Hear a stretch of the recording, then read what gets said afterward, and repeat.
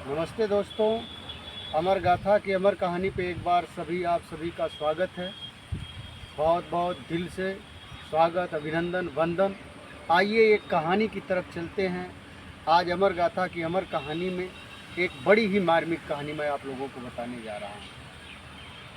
हमारे चैनल को सब्सक्राइब न किए हों तो सब्सक्राइब कर लें, और याद रहे कमेंट के द्वारा आप अपना राय हमें ज़रूर दीजिएगा कि हमारी कहानी आपको कैसी लगी। मित्रों, अपने यहाँ यूपी के उत्तर प्रदेश के प्रांत की जो मुख्य राजधानी है लखनऊ से एक कहानी मिली। लखनऊ के एक हैं बड़े ही प्रभावशाली व्यक्ति डॉक्टर सूरजभान सिंह, जो कि सेना में कार्यरत हैं, कर्नल के पद पर।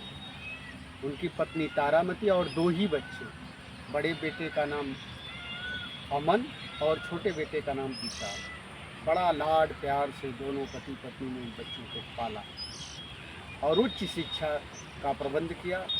पढ़ने में बेटे दोनों बड़े ही शानदार निकले और बड़े तीव्र थे। नतीजा यह हुआ कि दोनों बच्चों की नौकरी अमेरिका में लगी। हमारे समाज में आप जान ही रहे हैं कि जो ही नौकरी लगती है तमाम शादी के लिए लोग दौड़ने लगते हैं, और जिनका बेटा 2 बेटे और 2 भी विदेश में नौकरी दोनों कर रहे हों, फिर क्या पूछना था। सभी लोग आने लगे, हित नात रिश्तेदार मित्र लोग परेशान करने लगे, कर्नल साहब शादी कर लीजिए। अंततः कर्नल साहब को अपने लोगों के दबाव के आगे झुकना पड़ा और दोनों बच्चों की शादी एक ही साथ फिक्स हो जाती। अमन और विशाल की शादी एक साथ हो जाती है। 2 बहुएं कर्नल साहब के घर में आ जाती। 1-1.5 महीना तक साथ रहे। जिस सास के पास 2 बहुएं हों उनका क्या कहना। तारामती के खुशी का ठिकाना नहीं। कर्नल साहब से पैसा लेती हैं, मार्केट जाती हैं और 2-2 भर का सोने का हार ला करके दोनों बहुओं को मुँह दिखाई देती हैं। धीरे धीरे छुट्टी बीत रही थी बच्चों की। अब दोनों बच्चे मम्मी पापा से कहते हैं कि पापा अब हमें जाना पड़ेगा, नई नौकरी है, छूट जाएगी तो दिक्कत होगा। बोले सूरजभान सिंह कि कैसे कैसे जा रहे हैं बेटे। बोले पापा हम और अमन जा रहे हैं। क्या इससे नहीं, अपनी अपनी पत्नी को भी लेते जाओ। भारत की बात होती तो 2-4 महीने में आते जाते। अब विदेश की बात है, 2-3 साल में आना जाना होगा, तो अच्छा होगा कि इन दोनों बहुओं को भी आप लोग साथ लेकर जाइए, हम लोग बना खा लेंगे। हुआ भी वही। अमन और विशाल के साथ उन दोनों की पत्नियां भी अमेरिका चली जाती। जाते वक्त बोझिल नैनों से माता तारामती ने कहा कि बेटा, कर्नल साहब भी समझा रहे हैं कि बेटा याद रखना, आना जाना न छूटे। जानता हूँ कि अमेरिका में रहते हैं, 2 साल पे 4 साल पे यहाँ भी आते जाते रहना, हम लोगों का भी हाल चाल लेते हैं। अरे पापा क्या बात कर रहे हैं, बिल्कुल आते जाते रहेंगे। ऐसा वादा करके अमन और विशाल दोनों अपनी अपनी पत्नियों को लेकर के अमेरिका चले गए। समय बीतने लगा, 2 साल 4 साल 5 साल बीत गए, लेकिन दुर्भाग्य से न अमन आया लखनऊ वापस, न विशाल आया। न अमन आया न विशाल आया। और खुशखबरी आई कि दोनों बच्चों को एक एक पुत्र की प्राप्ति हुई, यानी कर्नल साहब और तारामती दादा दादी बन गए। अब तो इनके खुशी का ठिकाना ही नहीं। बार बार फ़ोन कर रहे हैं कि बेटा एक बार बच्चों को ले कर के आओ। ठीक है, मैं आऊँगा। 5 साल वाला वक्त धीरे धीरे 7 साल होते होते 10 वर्ष में बदल गए, लेकिन न अमन आया न विशाल आया। अब माँ को चिंता होने लगी। माँ बेटों के याद में धीरे धीरे कमज़ोर होने लगी और बीमार हो जाती है। कर्नल साहब से कहती है कि बच्चों को फ़ोन करिए कि मेरी तबीयत ठीक नहीं है, हमें लेकर के सबको मैं एक बार देख लूँगी, हो सकता है मैं सही हो जाऊँ। तारामती की बात सुन करके कर्नल सूरजभान ने तुरंत फ़ोन मिलाया। फ़ोन अमन ने उठाया, कहे कि बेटा सब कुछ ठीक है ना। हाँ पापा हम लोग ठीक है। मम्मी कैसी है। मम्मी की तबीयत खराब है बेटा, और बार बार तुम लोगों को याद कर, पूरा परिवार लेकर एक बार आ जाओ। उनकी इच्छा है कि हम अपने बच्चों को और बच्चे के बच्चों को, पूरे परिवार सहित आप लोगों को देखना चाहती हूँ। इस समय हालत ठीक नहीं बेटा, बीमार चल रही है, आ जाओ। ठीक है पापा, आते हैं जल्द ही, 1 महीने में आ जाते हैं। 1 महीना की जगह 6 महीने बीत गए, न अमन आया न विशाल आया। तारामती की तबीयत और खराब हुई। कहती है कि करना साहब फ़ोन करिए, लग रहा है कि अब मेरे जाने का वक्त आ गया। करना साहब फ़ोन करते हैं, इस बार फ़ोन विशाल उठाया, छोटा बेटा। पापा कैसे हैं? मत पूछो बेटा, बात किए थे अगली बार, अमन बताया। हाँ पापा बता रहे थे, बोले थे तुम सब 1 महीने में आने वाले, आए नहीं। तेरी माँ की हालत ढेर ख़राब है, अगर देखना चाहते हो, मिलना चाहते हो तो जल्द से जल्द आ जाओ। बार बार तुम ही लोगों को रट रही हो। ठीक है पापा, 15 दिन में आते हैं। ऐसा कह करके फ़ोन रख देता है। और 15 दिन को कौन कहे, 1 महीना बीत गया, न अमन आया न विशाल आया। तारामती की हालत खराब होती गई, दिन पे दिन खराब होती गई।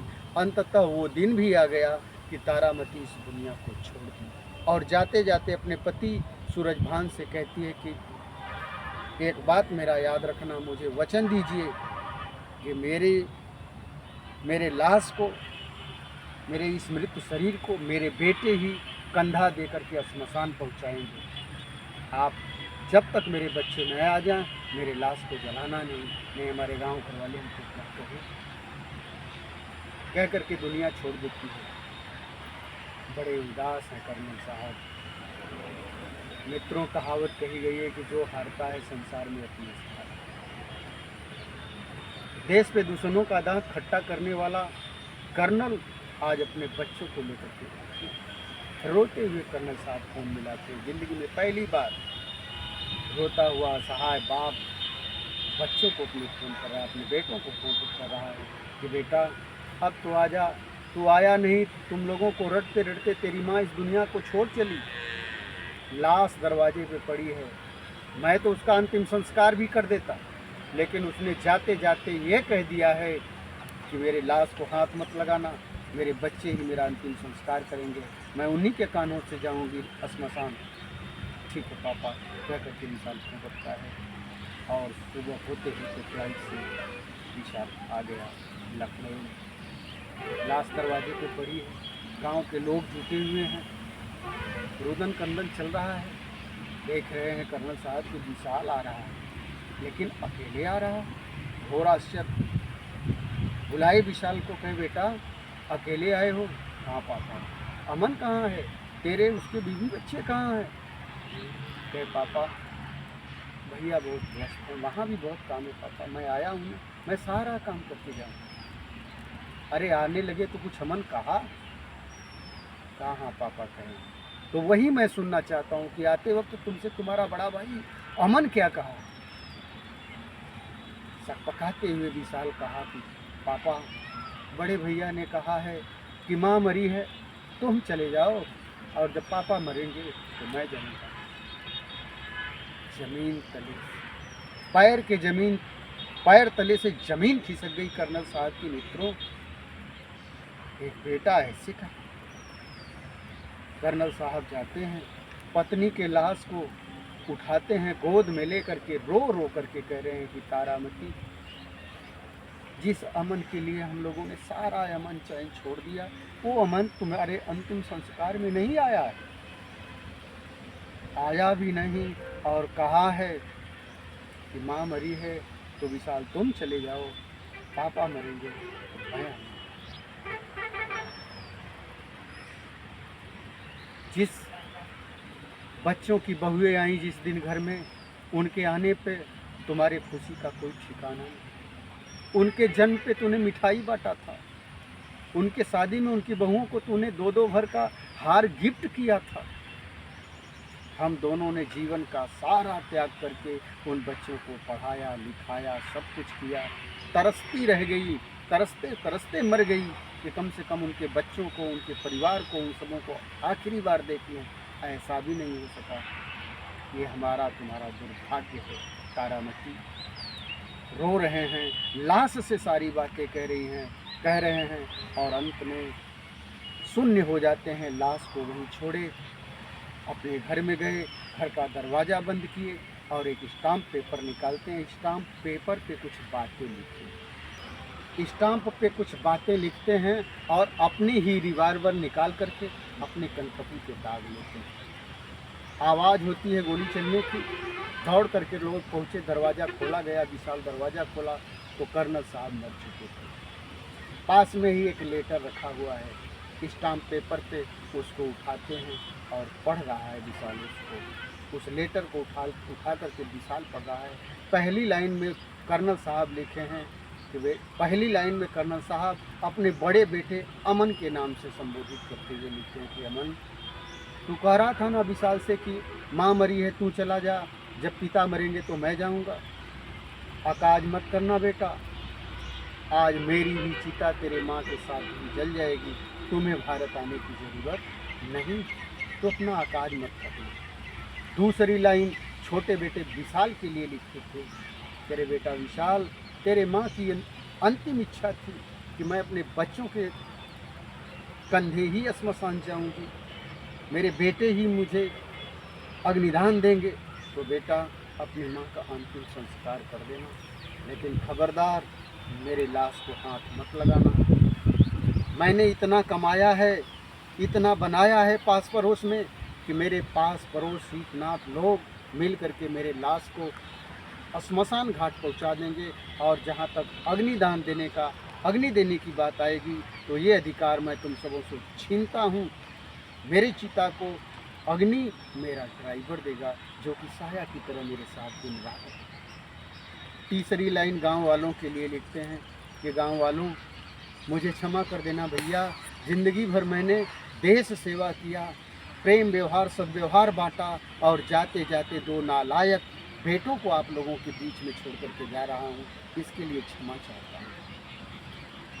चौथी और आखिरी लाइन डॉक्टर साहब ईश्वर के नाम से लिखते हैं, कहते हैं भगवान, तूने भी मेरे साथ गद्दारी किया है, जैसे दो नालायक बेटे दिए मालिक, हे दाता, अगर एक बेटी दे दिया होता तो आज मेरे हालात ऐसे नहीं होते। क्या होती हैं बेटियां, केवल सुन लें माता पिता की तबीयत खराब है, पैर में चप्पल नहीं रहेगा मित्रों, जो कपड़े पहने हैं गंदा वही पहन करके तुरंत मायके चली आती हैं, माँ बाप के पास आती हैं कि मेरे पिता की तबीयत खराब है, मेरे माँ की तबीयत खराब है। वो चीज़ होती है बेटियाँ। लोग कहते हैं बेटियाँ बेगाना हैं, बेटियों जैसा सगा इस धरा पे कोई नहीं है। हे भगवान, अगर आज बेटी दिया होता मुझे तो ये दिन नहीं देखने पड़ते। आखिरी लाइन लिखते हुए कर्नल साहब इस दुनिया को विदा हुए। जैसे जैसे लिखे थे वैसे वैसे सारा रस्म और रिवाज को निभाया गया। कहानी के माध्यम से बस यही कहना है मेरा मित्रों, कहाँ जा रहा है देश, कहाँ जा रहे हैं हमारे संस्कार। एक छोटा सा राइटर होने के नाते आप लोगों से हाथ जोड़ करके निवेदन है कि बच्चों को शिक्षा दीजिए मित्रों, लेकिन शिक्षा के साथ साथ संस्कार भी दीजिए। उन्हें मालूम हो कि मेरे कर्तव्य क्या हैं, ये मेरे बाबा हैं, ये मेरे दादा हैं, मेरे आजा हैं, ये मेरे चाचा हैं, ये मेरे चाची हैं, सबके प्रति मेरा फर्ज क्या है, ये समाज है, समाज के प्रति मेरा फर्ज क्या है। संस्कार जरूर दीजिएगा। हमें आशा है मेरी कहानी आपको पसंद आई होगी। कहानी कैसी लगी कमेंट करके ज़रूर बताइएगा, और हमारे इस नए चैनल अमर गाथा की अमर कहानी को ज़रूर लाइक करिएगा, सब्सक्राइब करिएगा और अपना प्यार दुलार देते रहिएगा। आप सभी को पुनः एक बार दिल से बहुत बहुत प्रणाम, धन्यवाद, स्वागत।